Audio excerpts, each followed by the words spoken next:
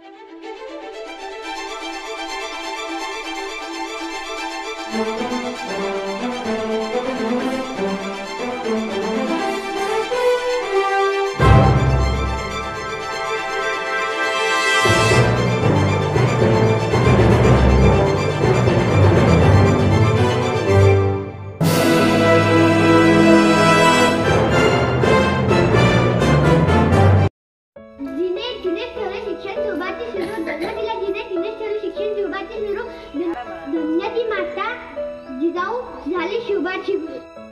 name is Sunal. Today I am going to speak few words about Rajmata Jizabai. Jizabai was the mother of Chhatrapati Shivaji Maharaj. She is also known as Jizau. She was born on 12 January 1598 at Sindakhed in Maharashtra. She was married to Shahaji Bhosle at an early age. She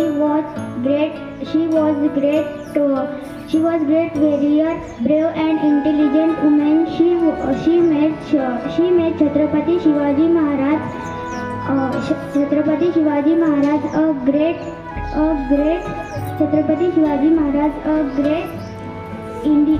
great warrior of India. She is dead on 17 June 1674. She is role a model for today's woman. Thank you. Everyone, my name is Manvi. Today I am going to speak few words about Rajmata Jizau. Rajmata Jizau, mother of Shivaji Maharaj and founder them Maratha Empire. Her father name is Lakhuji Rao Jadhav and mother's name is Maharsabai. Rajmata Jizau, also known as Rajmata and Jizau. Unfortunately, 17 March 1974, at the age of 76 years, she is dead. Rajmata Jizau is the great woman and great mother of India. Thank you. नमस्कार, माझे नाव कृष्णाली विनोद वानखडे. अध्यक्ष महोदय, गुरुजन वर्ग व माझ्या बालमैत्रिणींनो, मी तुम्हाला जिजामातेबद्दल 2 ओळी सांगणार आहे. ते तुम्ही शांततेने ऐकावे अशी माझी नम्र विनंती. आज आपण इथं स्वराज्य स्थापन करणाऱ्या छत्रपती शिवाजी महाराजांच्या आई जिजामाता यांची जयंती साजरी करत आहोत. जिजामाता ह्या त्यांच्या आई असून गुरुही होत्या. अन्यायाविरुद्ध लढणारा एकही ध्येय येणार. मी तुम्हाला छोटी शायरी सांगते. थोर तुमचे कर्म जिजाऊ, उपकार कधी ना फिटणार. थोर तुमचे कर्म जिजाऊ, उपकार कधी ना फिटणार. चंद्र आणि सूर्य असेपर्यंत नाव तुमचे न मिटणार. स्वराज्याचा गारवा, जिजाऊच्या जीवाशी नाही कोणाची पर्वा. त्यांची जयंती साजरी करत आहोत. जिजाऊ या एक असामान्य स्त्री होत्या. त्यांनी छत्रपती शिवाजी महाराजांना घडविले. लहानपणापासूनच त्यांनी शिवरायांना उत्तम संस्कार दिले. रामायण महाभारत यातील कथा सांगून त्यांच्या मनात स्वराज्य स्थापनेच्या प्रेरणा जागृत केली. धन्यवाद. खायचे न झुकायचे, अन्नाला पलटून मार करायचे, सन्मानाने जगायचे आणि सन्मानानेच मरायचे, असे शिक्षण देणाऱ्या राजमाता जिजाऊ यांची जयंती 12 जानेवारी 1598 रोजी बुलढाणा जिल्ह्यातील सिंदखेड राजा येथे जिजाबाई यांचा जन्म झाला. जिजाबाई यांच्या वडिलांचे नाव लखुजीराव जाधव व आईचे नाव म्हाळसाबाई असे होते. शहाजीराजे भोसले यांच्याशी जिजामाता यांचा विवाह झाला. रयतेवर होणारे अन्याय व अत्याचार हे पाहून जिजाबाईंना नेहमी वाटे की आपल्या लोकांचे राज्य म्हणजे स्वराज्य असायला हवे. हिंदवी स्वराज्य तेजस्वी स्वप्न जिजाऊंनी पाहिले होते. एवढे बोलून मी माझे 2 शब्द संपूर्ण जय हिंद. अंगणातील तुळस गोठ्यातील गाय, आणि घरातील माय यावर वाकडी नजर टाकली की गय होणार नाही. राजमाता त्या शिवाजी महाराजांच्या जरी आई असल्या तरी पहिल्या गुरु आहेत त्या. म्हणजे शिवाजी महाराजांना घडवण्यामध्ये जिजामाता सर्वात मोठा हातखंडा आहे. त्यांनी नुसतं संस्कार दिले नाही तर युद्ध कलेचं शिक्षण सुद्धा त्यांच्यामुळे त्यांना मिळालं. जर जिजाऊ नसत्या तर शिवाजी महाराज नसते. सरळ आहे.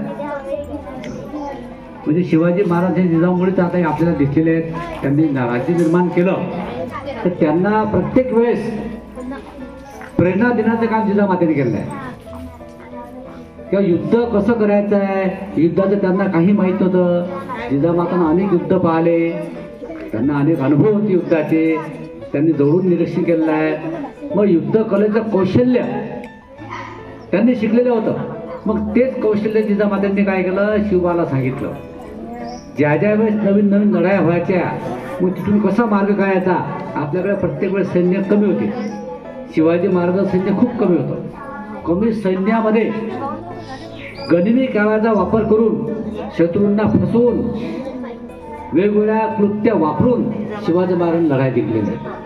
म्हणजे इतिहासामध्ये शिवाजी महाराजांसारखा नैपुण्य, युद्धकला, कौशल्य आणि युद्धनीती हे कुणाकडेच नव्हतं.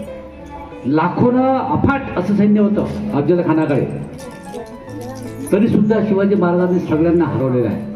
फक्त कशाच्या भरशावर त्यांनी तिथं ते युद्ध कलेचं कौशल्य वापरलं आणि नवीन गनिमी कावा नीती वापरली. किंवा शत्रूला कसं नामोहरम करायचं.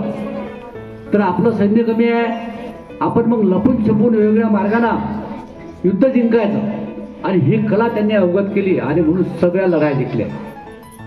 त्या लढाया जिंकल्या तर त्याच्या मागे सर्वात मोठा हात होता जिजामातेचा. जिजामाताच त्यांच्या पहिल्या गुरु होत्या. त्यांनीच त्यांना युद्ध कला शिकवलेली आहे. हे तुम्हाला काय लक्षात. दुसरी जी जयंती आहे आपली स्वामी विवेकानंद. आता स्वामी विवेकानंदाचं कार्य काय, जगातले सर्वात विद्वान व्यक्तीमध्ये त्यांचं नाव येते. विद्वान म्हणजे कसं होईल, ते पुस्तकं वाचत, अनेक पुस्तकं त्यांनी वाचले, त्याने ध्यानधारणा केली, बुद्धीचा आणि मनाचा विकास त्यांनी केला. नुसतं बुद्धीच्या भरशावर झाला ते मनाचा विकास सुद्धा आवश्यक आहे.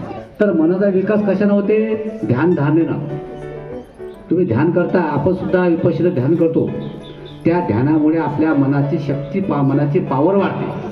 जर मनाची पावर वाढली, त्याला बुद्धीची जोड दिली, तर आपला संपूर्ण सर्वांगीण विकास होतो. ते काम केलेलं आहे स्वामी विवेकानंदांनी. त्यांनी एकीकडे ध्यान केलेलं आहे, सतत ध्यान करत, दुसरीकडे हजारो पुस्तक वाचत. तर ते पुस्तक वाचत ते एक एक ओळ त्यांनी वाचली असेल. पण नंतरच्या काळात त्यांनी काय केलं माहिती आहे काय, पुस्तकाचे पानं वाचत, असं पान पूर्ण पान वाचत. त्यांच्याकडे वाचनाची जी क्रिया आहे, जर तुम्ही सुद्धा अनेक पुस्तकं असे वाचत गेले, एक एक शब्द, एक एक ओळ, आणि नंतर काही दिवसानं तुमचं जर वाचन जास्त वाढलं, तुम्ही सुद्धा एक पान वाचू शकता. प्रत्येक जण वाचू शकते असं काही नाही. ते काही समजा जादू नाही आहे. स्वामी विवेकानंद, डॉक्टर बाबासाहेब आंबेडकर हे असेच पान वाचत. दोन व्यक्ती अशा होत्या ह्या बुद्धिमान, की ते एक एक शब्द, एक एक ओळ वाचत नव्हते. ते पानाचे पानं एक असं पान पाहिलं म्हणजे वाचलं. जर तुम्ही सराव अधिक केला, जास्त पुस्तकाचं वाचन केलं, तर तुम्ही एका नजरेमध्ये एक ओळ वाचू शकता. इतकं करू शकता. पान नाही वाचता तुम्ही, कारण पानाला खूप सराव लागतो. पण किमान एक एक शब्द वाचत न जाता अशी एक पूर्ण लाईन जर तुम्ही वाचू शकता, सराव करा. मग स्वामी विवेकानंद तेच काम केलेलं आहे. हजारो पुस्तक वाचले, मनाचा विकास केला, बुद्धीचा विकास केला, आणि त्यांनी मग अमेरिकेत सुद्धा भाषण दिलं होतं, शिकागोमध्ये. ते पूर्ण जगात त्यांचं भाषण गाजलेलं आहे. आणि त्या भाषणात त्यांनी बंधू आणि भगिनींनो हे शब्द वापरले होते. ते शब्द आज सगळ्या भारतात वापरले जातात. त्या शब्दाची निर्मिती आणि वापर त्यांनी केलेला आहे, बंधू आणि भगिनींनो.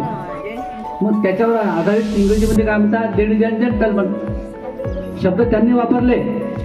त्यांच्या शब्द वापरल्यानंतर मग भारताची भाषणाची सुरुवात बंधू आणि भगिनींनो सुरू करतात भारतामध्ये.